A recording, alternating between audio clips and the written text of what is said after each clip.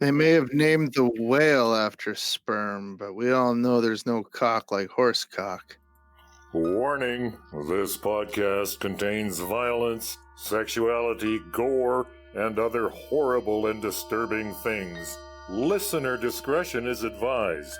Also, the hosts of this venture are ignorant dipshits, so please do not take anything they say as fact, and enjoy the show. Now, are you sitting comfortably? Good. Then we'll begin. Today we had 15 homicides and 63 violent crimes, as if that's the way it's supposed to be. It is our basic human right to be fuck-up. A second plane now has crashed into the other tower of the World Trade Center. Put chemicals in the water that turn the friggin' frogs gay. The defendant shall be incarcerated for the rest of her natural life with no possibility of parole. You are not machines. You are not cattle. You are men. We were somewhere around Barstow, on the edge of the desert, when the drugs began to take hold.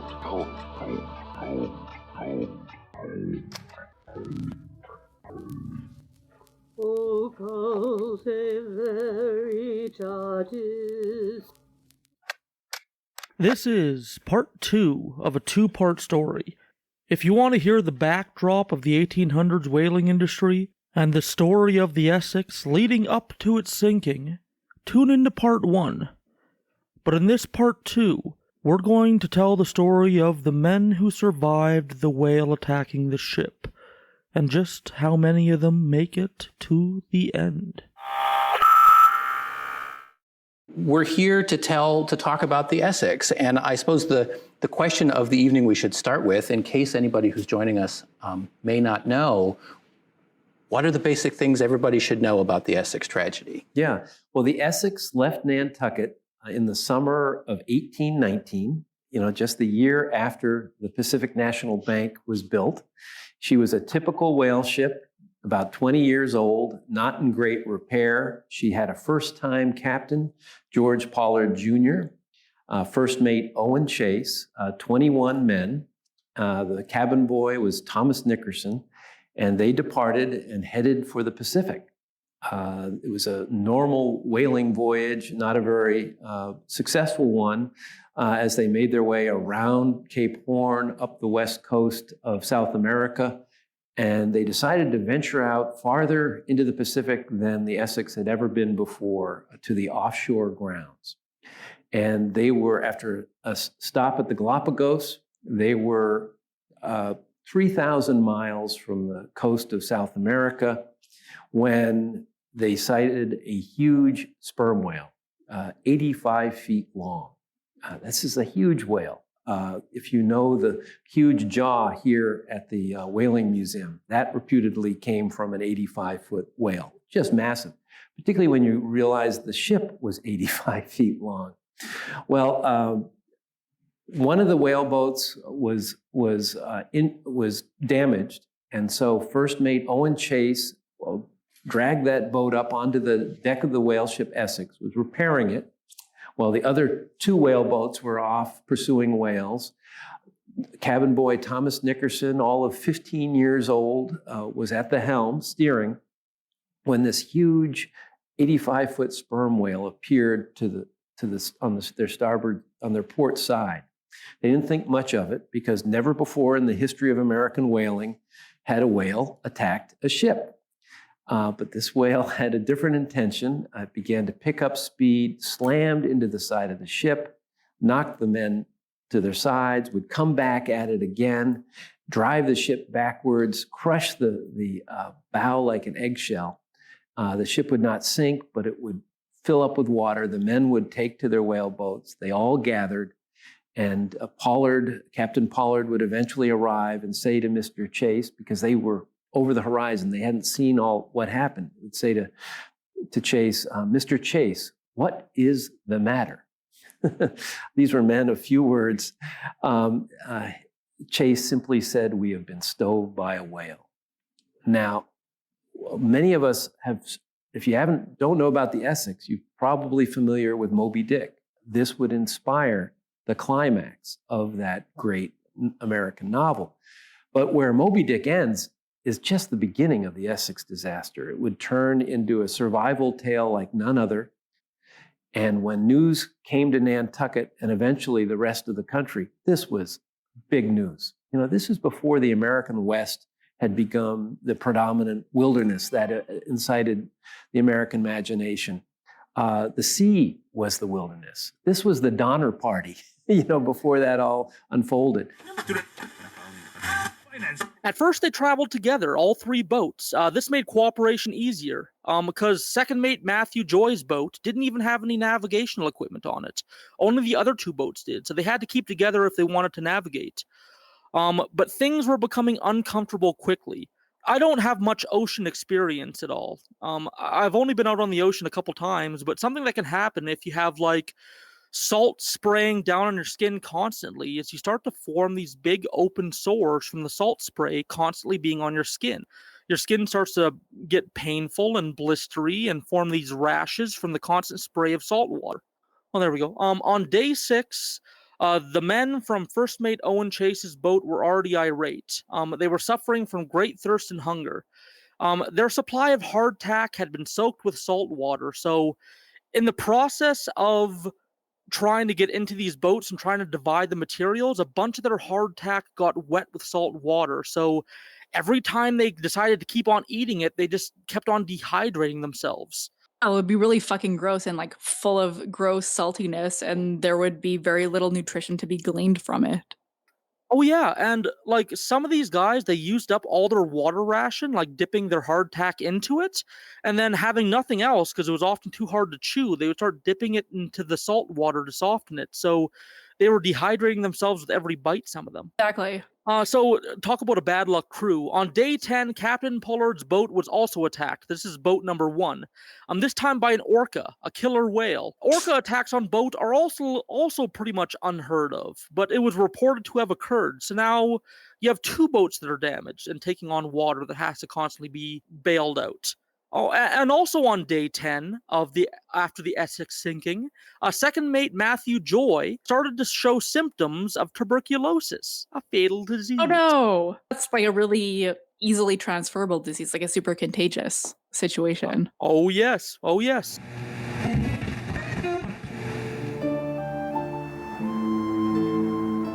For centuries, people called it the Captain of Death. By the dawn of the 19th century, the disease had killed 1 in 7 of all people that had ever lived, more than any other illness. The ancient Greeks called it consumption. The name consumption came from the emaciation. As the fever built and as the coughing continued, the sensation of essentially coughing yourself to death. The disease is what used to be called a wasting disease. You just get thinner and thinner. And so if you look at pictures of people who are dying of the disease, their cheekbones are very prominent, their eyes seem very large and hollow, all the flesh has wasted off their face and their throat. Victims were racked with hacking, bloody coughs, debilitated by pain in their lungs, and so consumed with fatigue they could barely get out of bed. The end could come quickly or unfold slowly over years of suffering. There was no known cure. A great wind blew up, overpowering the boats and pushing them thousands of miles further away from South America. They were actually very close now to the Society Islands, just by being blown off course by the wind, because as much as these guys can try and take control of the wind and try and use the oars and the rows, the ocean's going to take them where it wants, because that boat's not big enough to fight against the ocean currents. But they were right nearby the Society of Islands. This is the second chance they have to go to the Society Islands to chance it, because I think they were within 500 miles of it. They could have went over, but again, because of fears of cannibalism, they turned away from the islands and headed back towards South America after being backtracked again. At this point, the men are drinking their own urine, and a lot of salt is expelled from the body in the urea through urine. So when they were kept on drinking it, the salt in their body, the sodium in their bodies kept concentrating and concentrating and concentrating. And, ditto when they kept on eating that soaked hardtack and stuff. Their mouths were so dry that they no longer created saliva. Their eyes felt tight and hot in their sockets. They described like having like heated up ball bearings in their eye holes. Their It's like skin was literally my worst nightmare. That sounds awful. Oh yeah. Do any of you have like very, very elderly like family members, and you notice how their skin can get very dry and paper-like and prone to tearing and stuff like that? That's my skin right now. Like I'm just having a real hard time with all of this, and it gets super dry super fast, even though I use lotion like 8,000 times a day. I just said, yeah, having flesh is lame. It's so lame. It's awful. I had to go upstairs and put lip stuff on my lips because I felt a little bit too dry. Like drying out is one of my worst nightmares.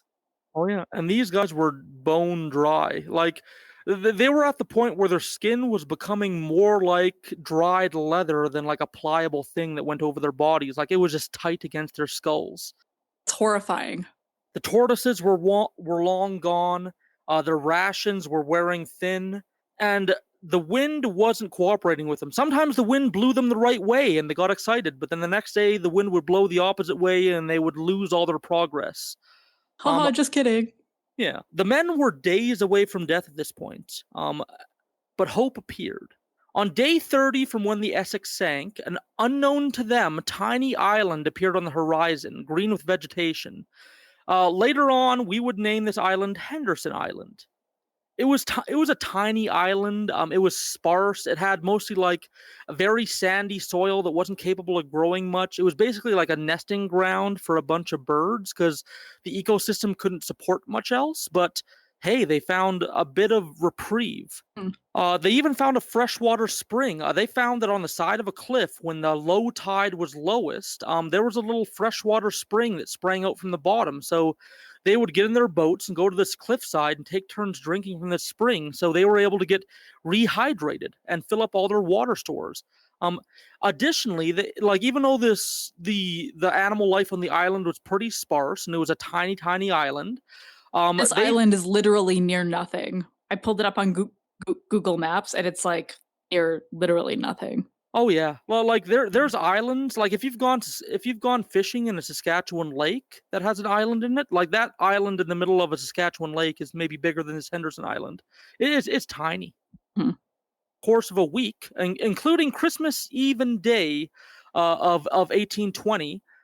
They ate the tiny island's population of birds, eggs, lizards, crabs, and fish. They basically ate out the entire island over the course of a week. Lay out your entire island over the course of a week. Yeah, I certainly phrased that in a way, didn't I? Whoopsie. Sorry, not sorry. Never apologize.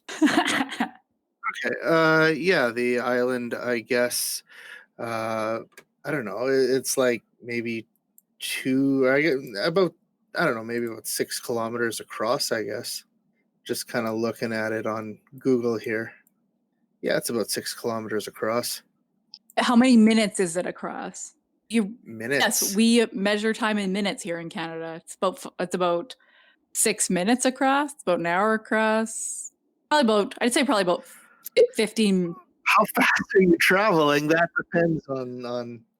I mean, if you're going 5 kilometers. I'd say generally about 10, 15 minutes across.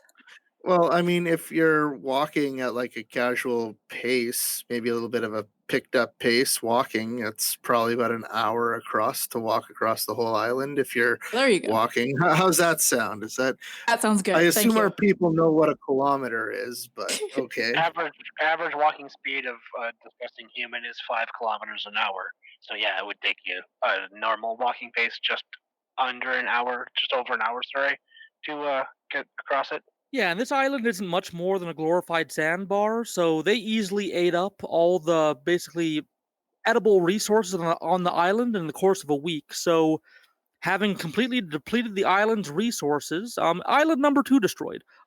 They and their freshwater canteens replenished by that spring, they set sail once again for South America. 3 men, however, 1 from each boat, Seth, William, and Thomas, decided to stay behind on Henderson Island. Now, these men worked in Nantucket, and were white European men, but they weren't Nantucket locals. They worked in Nantucket, but they weren't from Nantucket. And back then, there was a rumor that people from Nantucket were like a different breed. Like they would. They had a dicky so long you could suck it. Yeah, and exactly. I'll never stop with this joke. I'm not sorry. And there was a little bit of a sentiment that, like, well, I think we should stay behind because, like, if we get in a weird survival situation, we can't trust these Nantucket people not to fuck us over because we're not Nantucket locals and they are, so they might choose to kill us before them. Like that was kind of their thinking. So that's why they stayed behind on that Henderson Island. There, I guess. And Henderson Island had like a good water source, but it was completely devoid of food at this point. So they were basically risking starving to death on this island rather than risking starving to death at sea. That was kind of the gamble they made. Yeah, so these three men, they stayed on this island, and the rest of them set sail. So now there's 17 people left. 17 remain. Then it was the new year. 1821 turns the corner, and January begins. The three ships with 17 of the remaining crew attempt to head for Easter Island. Easter Island was about the halfway point between where they were in South America, about 1,000 miles east. And they tried to go to Easter Island because they knew they could like replenish their stocks in Easter Island. Easter Island was like beefy, like it had a lot of resources, so they could take from there. But again, the wind wasn't working with them. One day it would blow towards Easter Island, and the other day it would blow away. So they had this weird zigzag pattern that crossed across the ocean, and they never really got close to Easter Island. On January 4th, 44 days since the Essex sank, after repeated evaluations with the navigation equipment, they realized they had no hope of reaching Easter Island before they starve. The winds were not in their favor. Day 49 from the sinking of the Essex. This was on January 10th. Remember second mate Matthew Joy's tuberculosis? Yes. He now succumbed to it and died. Oh. Yep. So the third boat, Matthew Joy's boat, had now lost its head. 16 of the crew remain. Matthew Joy was buried at sea. That means he was thrown overboard, given a sort of like makeshift Christian funeral since he was a Christian, and his body was honored after death. Dear God, may you place upon this person eternal peace. Pardon their sins and all that has been done through their eyes, ears, and thoughts that held sin. Place your holiest angel to cherish and guide them to your kingdom. Other people may not be given such honors. Mm-hmm. One of the sailors in Matthew Joy's boat, in boat number 3, was Obed Hendricks. He took over the third boat and discovered second mate Matthew Joy did not keep count of the rations while he was in charge.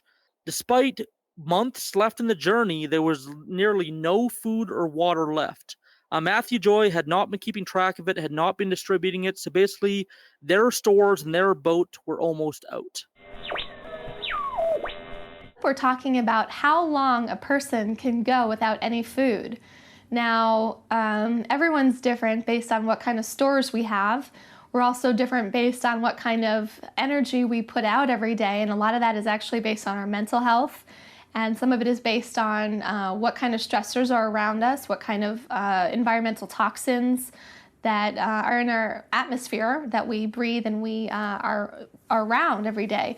So those factors are definitely going to influence how long you can go without food. I definitely have read and heard of accounts of people going somewhere in the range of 1 to 2 months even without any food. During that time, they definitely need water. One thing that I know is that as somebody goes longer and longer and they become more and more nutritionally deficient, then they do become susceptible to all different kinds of infections and tissue breakdown in their body, so they could basically have like a heart failure induced or other kinds of organ failure. And I'm going to talk to you about how long a person can live without water. This is actually very dependent on two things: weather conditions and the person's percentage of body fat. The more body fat a person has, the less body water that they have. So if somebody has a very high percentage of body fat, they're actually going to become dehydrated much more quickly than somebody who has a higher percentage of body water. As far as the conditions, the climate also has a huge impact. If you were, say, out in the desert and it was 120 degrees, you would probably only survive about 2 days without water. However, if you were in a colder climate, say maybe it was about 50 degrees and you were in shade, you may be able to survive up to 10 days, maybe even 14 days, again, if you were somebody who had a very high body water percentage. So it's a very wide range, maximum of 2 days in a very hot climate, all the way up to a maximum of 14 days in a colder climate if you have a very high body water percentage.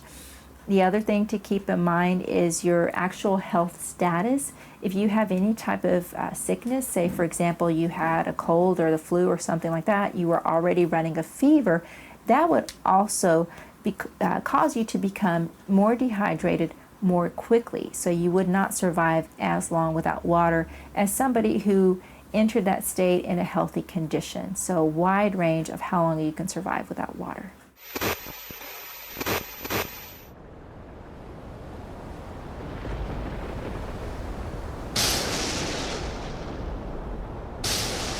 January 20th, a powerful storm strikes up, surrounding the 3 boats, and they desperately try and cling to each other. They tried to tie the boats together, they just tried to hold on with human strength to hold the boats together, but of course Mother Nature is much stronger than the hand strength of a human, so the boats were separated. Yeah, that would be intense trying to hold on to another whole fucking boat.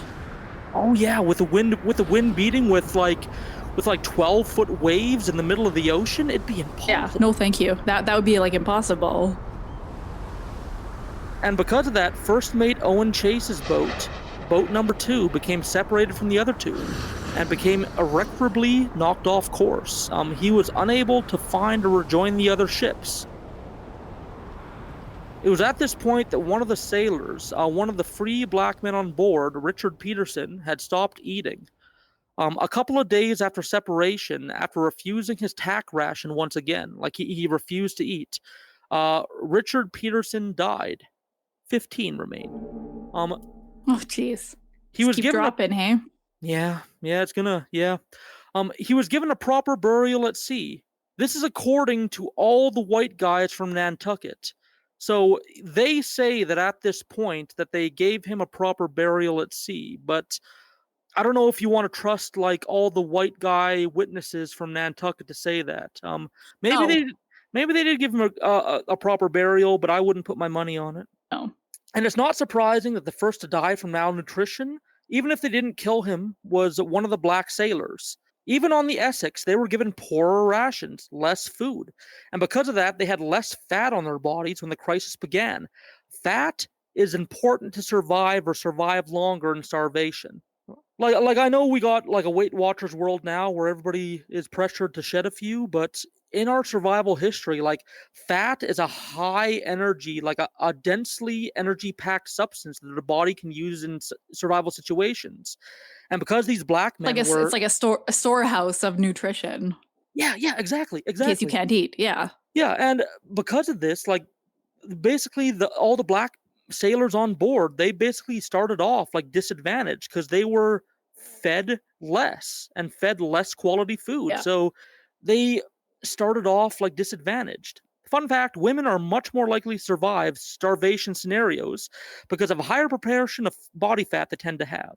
Oh hell yeah, we hold our fat. Yeah. What was that? I forget that starvation thing of pioneers and like Daughter party?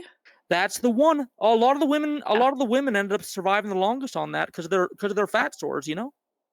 Yeah, women just naturally store more fat than men do. Also, or, I guess people with uteruses or whatever. Because some women don't have uteruses. Also, I think that if you're talking about something that's genetic like that, is that, yeah, people who are born women or have that genetic makeup are predisposed to have a higher fat content.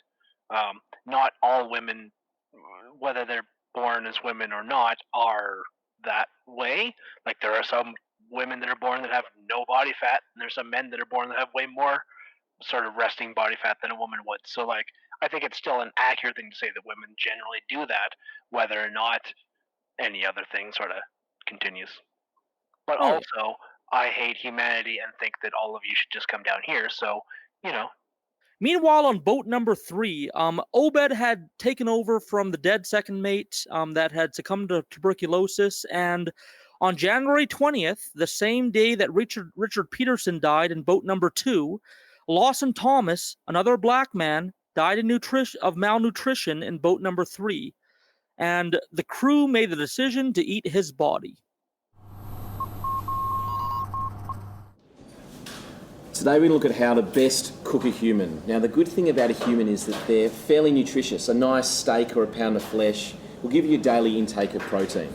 Darren, tell us, what do we need to get through the carcass? We're going to need ourselves a little boning knife for the intricate knife work, just to, when we're cutting around so we're not damaging the product. A hacksaw.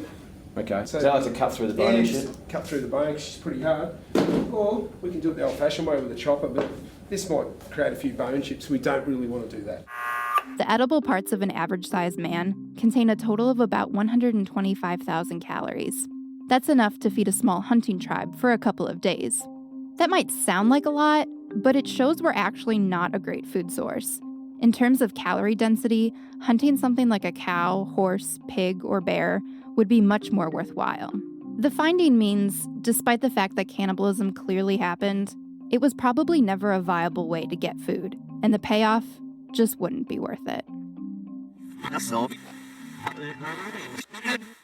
They made the decision. They shared his corpse with boat number 1. So boats number 1 and 3, the captain and Obed's boat, are both still together, with the first mate Owen's boat being separated. So they shared Lawson Thomas's body with boat number 1. At this point in Lawson starvation, and this kind of went across the board for all of them, his corpse probably only provided 30 pounds of very lean, dry meat. So even what they could get from him wasn't really enough to stave off anything. He was just very lean, very dry meat. And I'll explain a bit more about that later. 14 remain. January 23rd, 63 days after the Essex sank. Another black crewman, it's going to become a pattern. Charles Shorter, a member of the captain's boat, died of malnutrition. And like Thomas, his body was consumed and shared amongst boats 1 and 3. 3 black sailors were the first to die of exposure. The second mate had died of tuberculosis, but he didn't die from exposure or malnutrition. And it was simply because their health was poorer starting out. And that was true too. Their health was poorer starting out. So that is a plausible explanation to why they succumbed first. But I think it's a possibility that a bunch of racist as fuck 1800s white dudes might have expedited the process of their death in order to eat them and eliminate a mouth that needed feeding. That's just my speculation, though. They report that these men all died of malnutrition and not of being killed. I think that's fair. So after these 3 black men had died from malnutrition, 13 remained. Back at first mate Owen Chase's boat, boat number 2, those blown off course and separated, rations had long ran out, and they were so weakened by hunger that they could barely move. There were 4 people left in that boat: Owen Chase, Isaac Cole, Benjamin Lawrence, and cabin boy Thomas Nickerson. Remember? Thomas Nickerson. Little bright eye, this is the best day of my life setting foot on this boat, oh boy, gee golly kind of guy. Golly gee willikers. They were so starved at this point that they had no energy to steer the boat. Remember that they hadn't been, they were poor, they didn't eat anybody. So they didn't have the extra little bit of energy that consuming one of their shipmates would have given them. So they kind of just let the wind take them. They kind of laid on the belly of their boat and let the wind have their way with them. And because none of them really had energy to sit up or stand, let alone work sails and row, you know? That's fair. The next day, another black sailor, Samuel Reed, in the captain's boat, boat number 1, died from exposure and malnutrition. And he was, again, eaten and shared between boats number 1 and 3. This is the 4th black sailor eaten in 8 days amongst those 2 boats. This is taking a dark turn.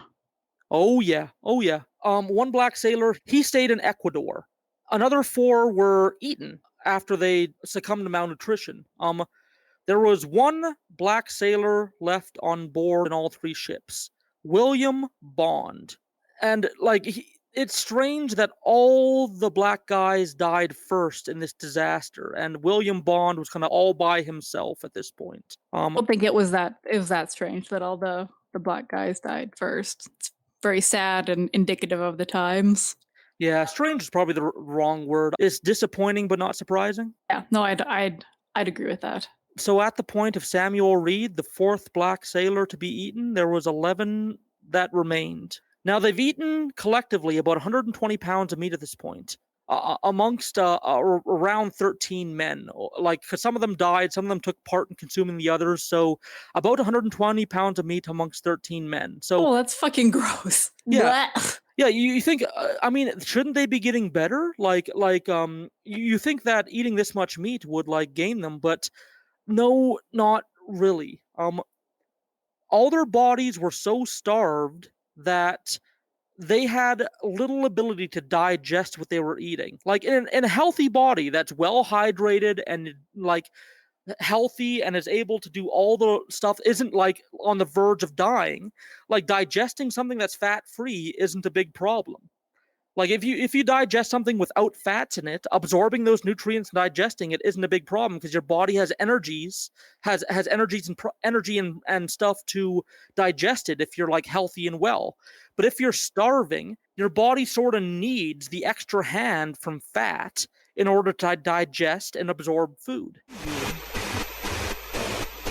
Now, what happens if you eat nothing but rabbit? Ooh. Yes. I'd imagine eventually, if you eat enough of it, your feet become lucky. Very sweet, I like it. Oh, any other thoughts? Yeah. You die. Why so? It's a nothing meat. It's full of protein, but there's really very little oil and very little vitamin. Do your children kill you? Because you come home yet again and go, sorry, Fluffy's passed away. I was giving her a lovely hot bath with some onions and carrots, and she slipped off, I'm afraid. Phil is right. Phil has given the answer. Has he? Die. You die? The Hudson's Bay Company recorded cases of trappers dying who were feasting plentifully on rabbit. They were eating lots of it. The more they ate, in fact, the sooner they died. Why do you think that was? Were the rabbits cursed? No. No, the reason is that you use vitamins and minerals in order to digest. So the more you eat, the more of your own vitamins and minerals you're using up, which you then excrete, and so the faster you die of malnutrition. And there were many cases of these trappers dying, and all they had to have was a tiny bit of vegetables, and they would have survived. But they thought, well, we're eating rabbit, it's full of protein, as it is indeed. Ugh. Oh, yuck. That just makes my skin shiver. I don't like that at all. Yeah, and the reality was this 120 pounds of meat they ate, about 30 pounds from each of the men that they consumed, really they didn't absorb much of it. It was completely devoid of fat. All these men were horribly starved, so they were eating very, very, very lean meat. It's sort of the same thing that, like, they give advice in survival scenarios, don't survive off just rabbits. Rabbits have very lean meat with very little fat, and you won't absorb much of the rabbit's nutrients if you survive off just rabbits. Same here. These men their meat was very lean, and even though they kept on eating it, they weren't really gaining much benefit. They were kind of just like by the time their meat. Oh, I'm just like super squicked out. That's yucky. I don't like that. Yeah. I'm sorry that I'm putting things in such brash terms, but no, always put things in brash terms. Okay. It takes a lot to like. My squickiness is very selective, so. Oh yeah, no worries. But yeah, they were basically like by the time they were done chewing and digesting, and like they were basically where they were before. By the time they extracted a little bit of calories from this meat, it took almost as much calories to butcher and chew and digest the meat. So they were kind of back at square one, no matter how much they ate. Right, it would be like already like gone. Yeah, so on January 29th, 69 days after the Essex sank, nice. Excellent. Boat 3, piloted by Obed Hendricks, remember the guy that took over for the tuberculosis guy, containing sailors William Bond and Joseph West, veered away from the captain's boat number 1 and were separated. It was another storm. It was another situation where they just couldn't hold the boats together anymore, and they were separated. The tragedy here was At the time they were separated, all the navigation equipment was in the captain's boat. So when they were separated, this boat number 3 got separated without any navigational equipment. They were dead ducks in the water. They couldn't tell where they were or where they were going. They were doomed. These men were never seen alive again in boat number 3, and months later, their whaleboat and skeletons washed up on a remote island. 8 remain. So the captain's boat remained. Now all boats were alone at sea and separated. On February 6th, the men in the captain's boat were without food again and were continuing to starve. One sailor, Charles Ramsdell, made a horrid suggestion. They drew lots, which is kind of like drawing straws, except little bits of paper. It's the same idea. If you draw the biggest or littlest, you get something. If you draw the littlest, you lose, that kind of thing. He made the suggestion of, let's draw lots, and the loser will be killed and eaten. Super duper. They spent a good amount of time debating. The captain didn't want to do this, but he eventually agreed to it because he was kind of outnumbered. All 3 of the other people on the boat wanted to. Also, something else you should know, this Owen Coffin, the older man on the boat, was his cousin captain, so family, and the captain had sworn to protect Owen Coffin, and the 2 other people on the boat were only hired for the Essex voyage because they were childhood friends with Owen Coffin, and Owen Coffin drew shortest lot. He was the one that was going to be eaten. So the captain, having once promised to protect this kid with his life, is now making the choice to eat him. Quite a 180.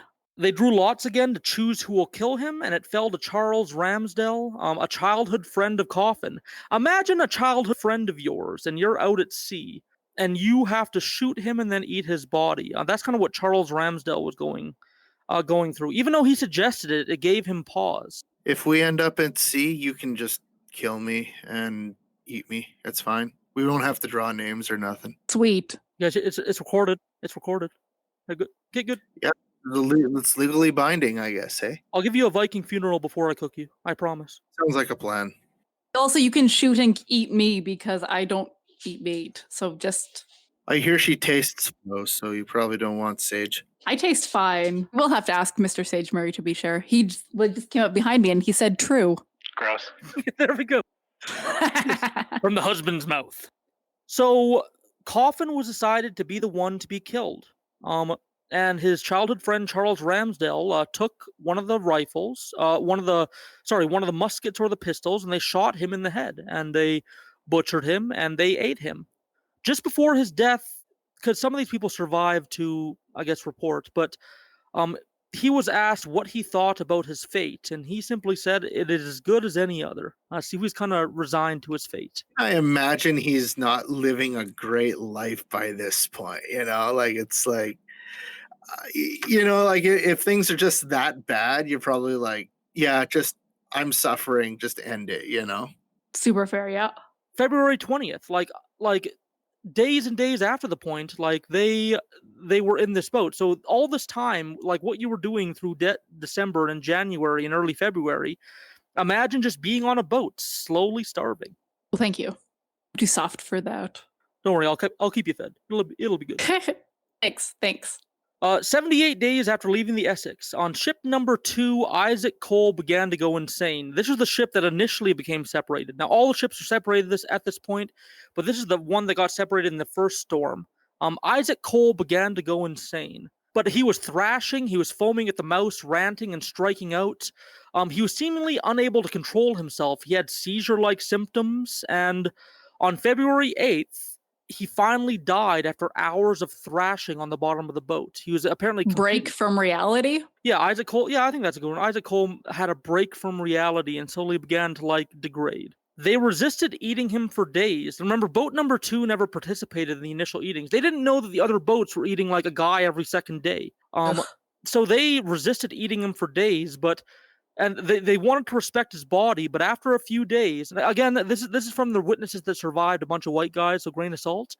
They say that after days of resisting, they tied his body to the mast, they cut off his limbs, they removed his organs, and they tossed the rest to the sea. They wanted to try and get a halfway point where they had some parts left for a sea burial, but some parts they would keep and eat.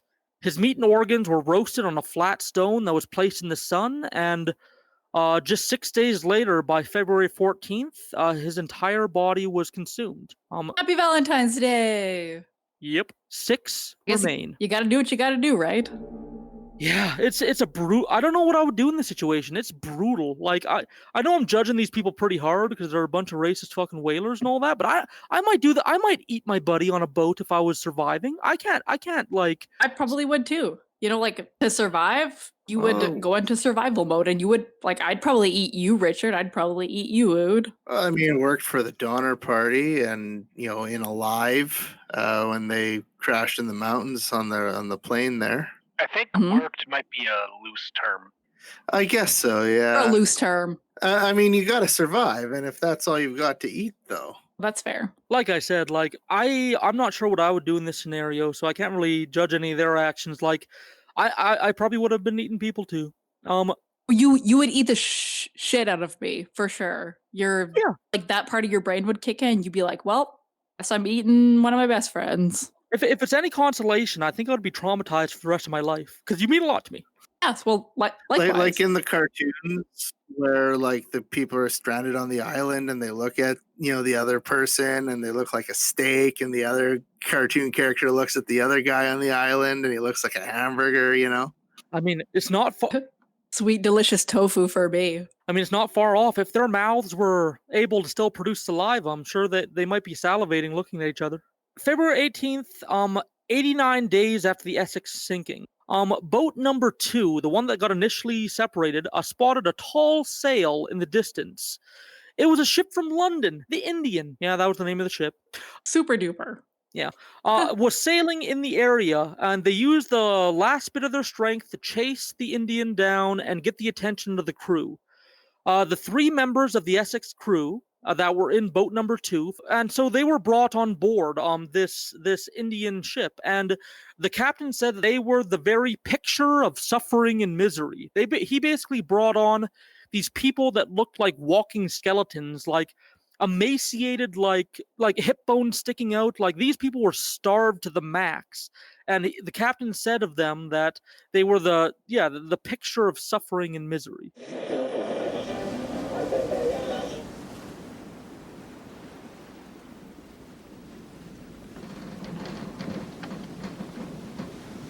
Chase, Lawrence, and Nickerson have endured nearly 3 months at sea and the horrors of inhumanity. On February 18, 1821, they awakened to a sight they had only dared to dream of. It is the British merchant ship Indian sailing off the coast of Chile. Finally, their ordeal is over. Owen Chase has navigated 2,500 miles of ocean.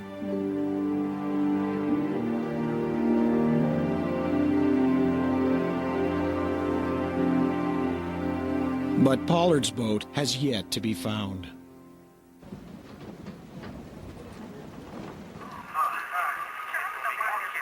So one boat was rescued with 3 members inside. In the captain's boat, boat number 1, Barzillai Ray had died from malnutrition. One of the first white guys to die from malnutrition, actually. And the remaining 2 members of the boat, Charles Ramsdell and Captain Pollard, ate him. And they were adrift at sea for, I think, an extra 30 days past that first boat being rescued, kind of floating about, slowly getting closer and closer to the South American coast.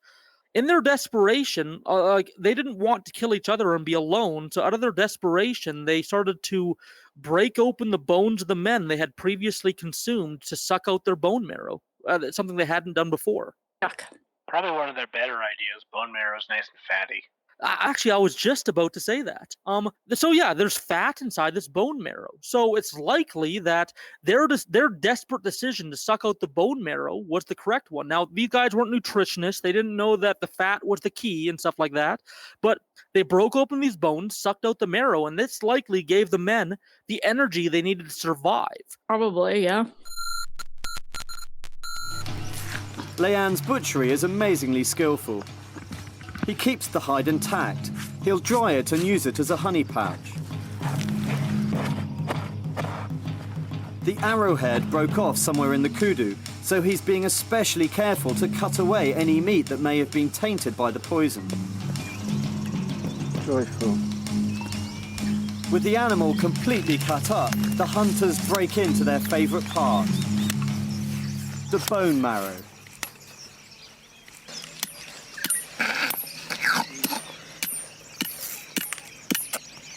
It's mainly fat and blood, and it's a real delicacy. Santa sana, now that is a real treat. He's just given me that, and I know that was a favourite bit of theirs. Santa sana. It's so delicate. It melts in the mouth and it's creamy and it's got a lovely milky taste to it. Really nice. Chakula en robo. Aquí. Aquí. Yeah.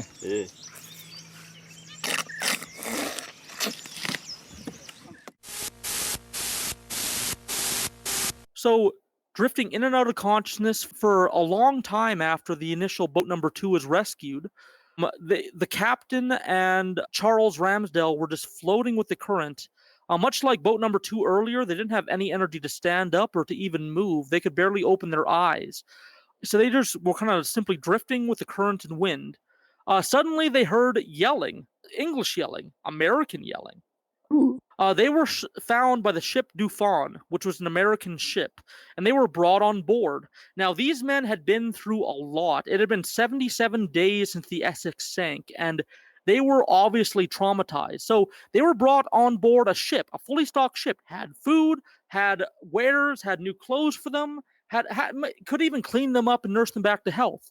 But they didn't want to let go of the bones that were already in the boat. Oh. It was reported that the crew of the ship Dufon tried to take the bones away from these 2 survivors, and they were, quote, loath to part with the bones of these men. Well, fair enough. That's what had been keeping them going for how long? Oh, 100%. And even days after they were on board and had been fed, they squirreled away these bones in their quarters just in case. They were very protective and paranoid they could all go away again, 8 people survived out of the 21 crew members. Yes, I said 8. Now, at last count, I reported that only 5 people had made it. 2 people in the captain's boat and 3 people in boat number 2.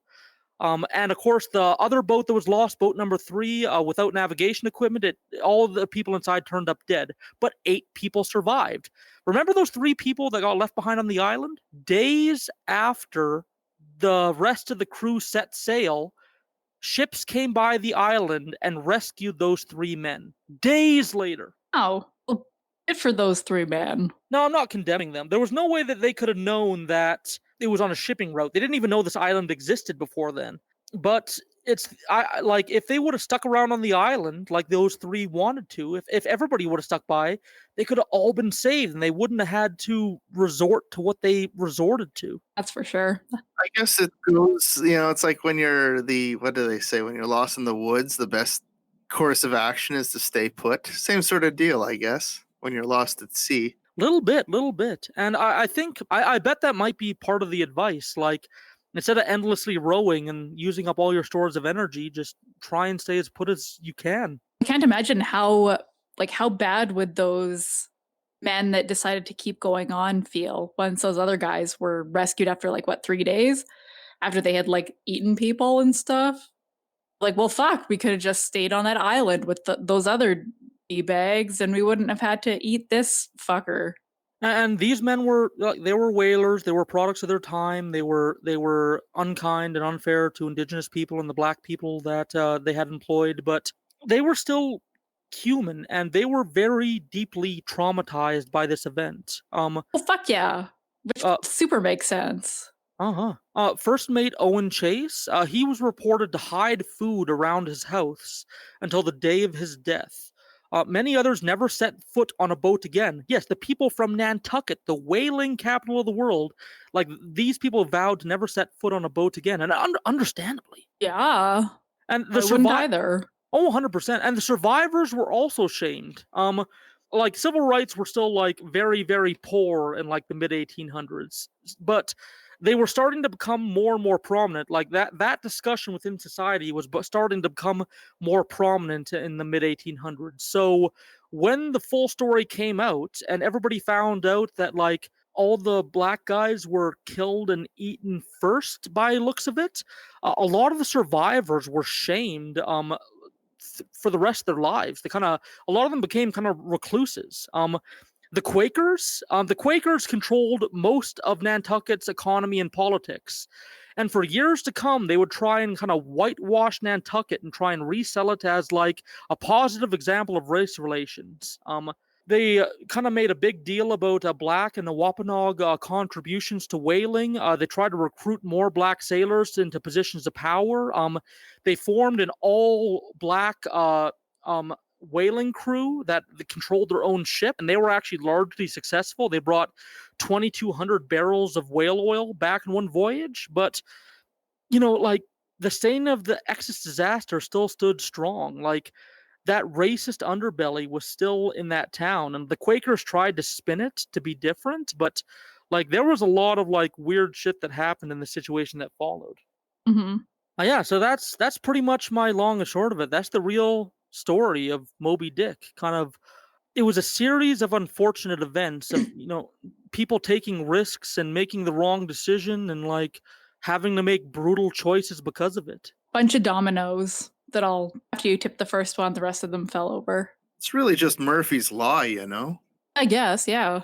Also, Evie is correct. It is a Moby Dick rather than a series of unfortunate events. Lemony Snicket would be disappointed. Yes, that's right. Yeah. Before the petrochemical industry, oil from these animals was hugely valuable. And the sperm whale in particular had the spermaceti wax from its head, which could be processed into oil for lighting and later for lubricants and also for cosmetics. In the spermaceti organ was up to 23 barrels of spermaceti oil, which was the most valuable of all whale oil. It's by the light of spermaceti lamps that great authors like Benjamin Franklin and Thomas Jefferson and Jane Austen write their greatest works.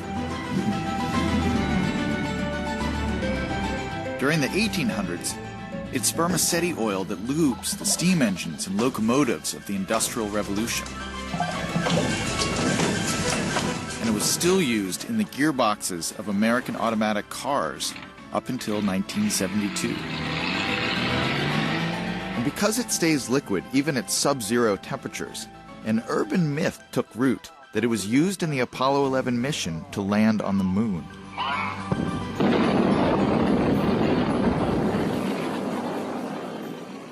One of the best estimates is that there were somewhere in the order of almost 250,000 sperm whales taken during the bulk of the Golden Age.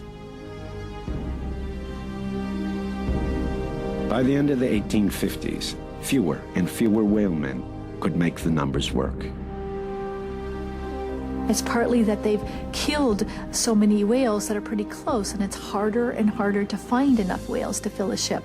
And voyages are becoming longer and longer and longer, and therefore it's not economically sustainable. But it was the recovery of a new kind of oil in the hills of western Pennsylvania in 1859 that would spell the real end of the American whale oil industry. Colonel Edwin Drake in 1859 drilled a well in Titusville, Pennsylvania, and up through the ground came an almost limitless supply of petroleum that could be turned into a flood of cheap kerosene. And almost overnight, the whale oil industry went into steep decline.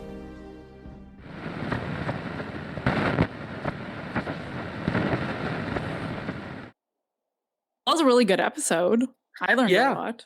Yeah, I kind of had like an extra little space here. Like I kind of had a little wiggle room to present something that I was interested in instead of like usually I present something that the patrons voted in, but it was fun to research.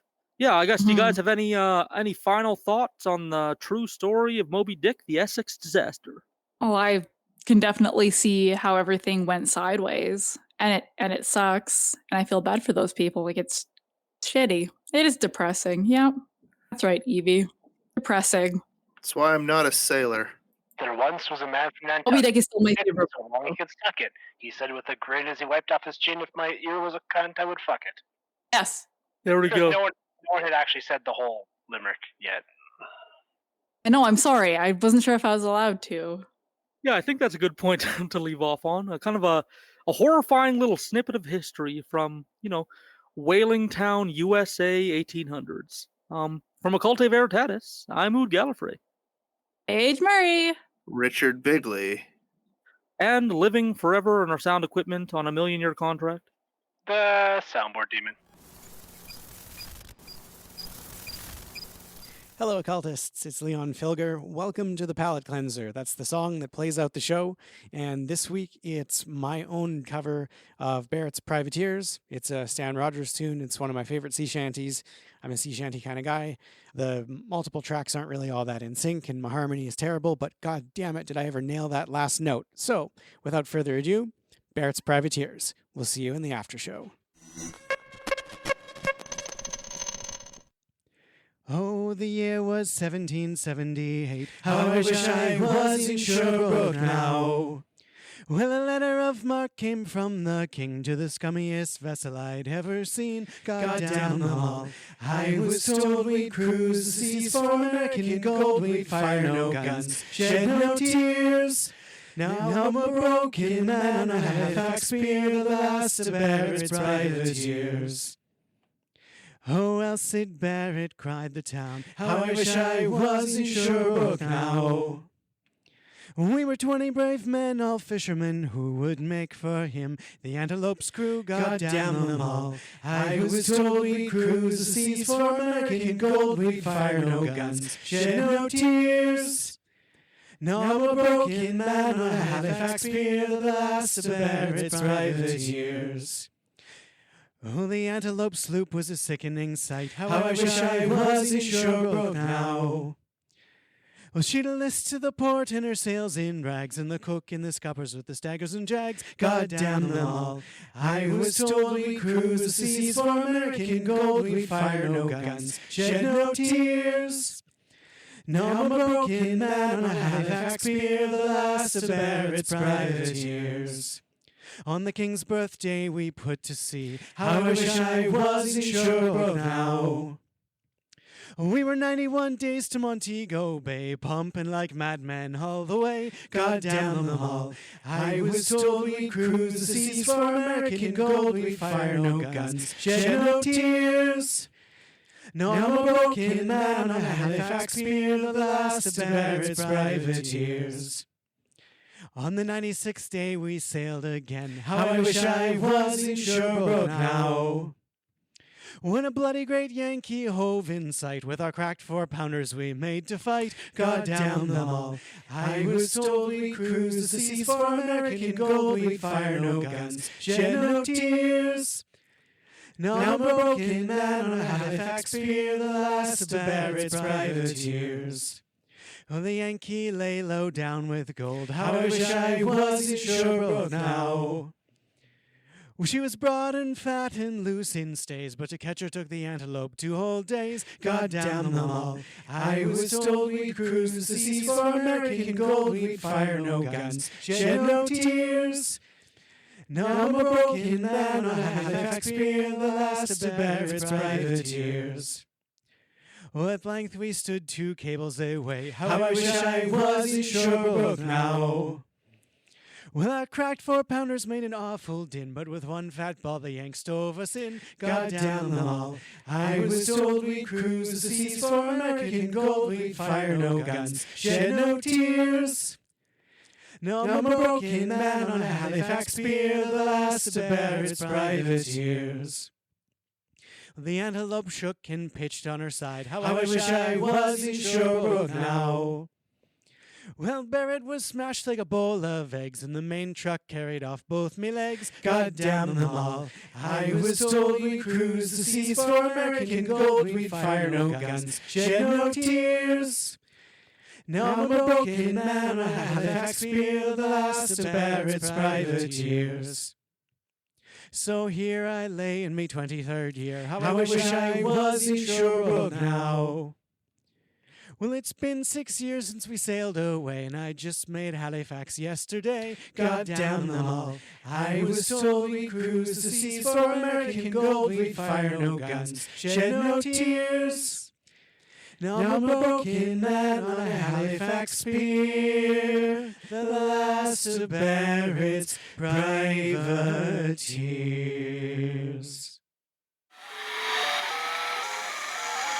Hello, welcome to the after show. This is an update to our R. Kelly case.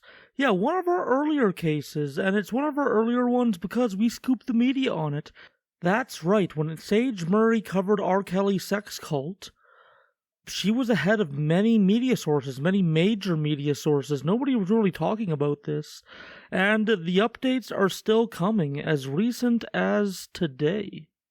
Things such as his tour manager giving testimony, and his testimony states that R. Kelly bribed a government official to provide his underage victim an ID card so he could proceed to marry his underage victim and gain even more control over her rights, her freedoms. The case just started on August 18th, 2021.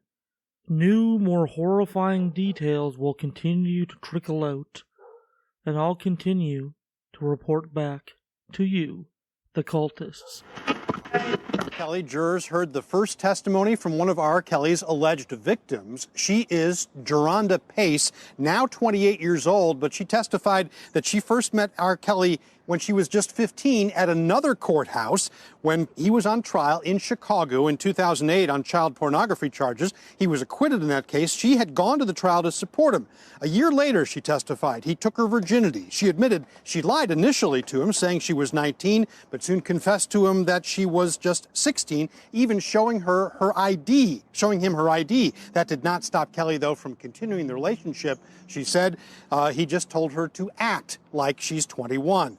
Pace is one of at least 5 alleged victims expected to testify that not only did Kelly have sex with them, that he also controlled their lives, where they went, what they wore, in what prosecutors say was a criminal enterprise. In fact, they are prosecuting him under laws that are normally reserved for prosecuting mob bosses. Kelly's defense attorney, Nicole Becker, in her opening statement, insisted the relationships were consensual, and besides, the women's stories are riddled with holes and hidden agendas. Jurors also expected to hear about an alleged victim who is not here to tell her story, the singer Aaliyah, who died in a plane crash in 2001. She and Kelly were briefly married when she was 15. He allegedly paid a bribe to get her a fake ID. Prosecutors said the two were married because Kelly had gotten her pregnant. This trial expected to last about a month. After that, Kelly faces another federal criminal trial in Chicago, which is where he first rose to fame. Until next week, have a wonderful, wonderful night. We'll be back with something else interesting. And we're planning to meet for live recordings soon. Isn't that exciting? Stay tuned for that good old classic of pod live in-person chemistry. Sleep well.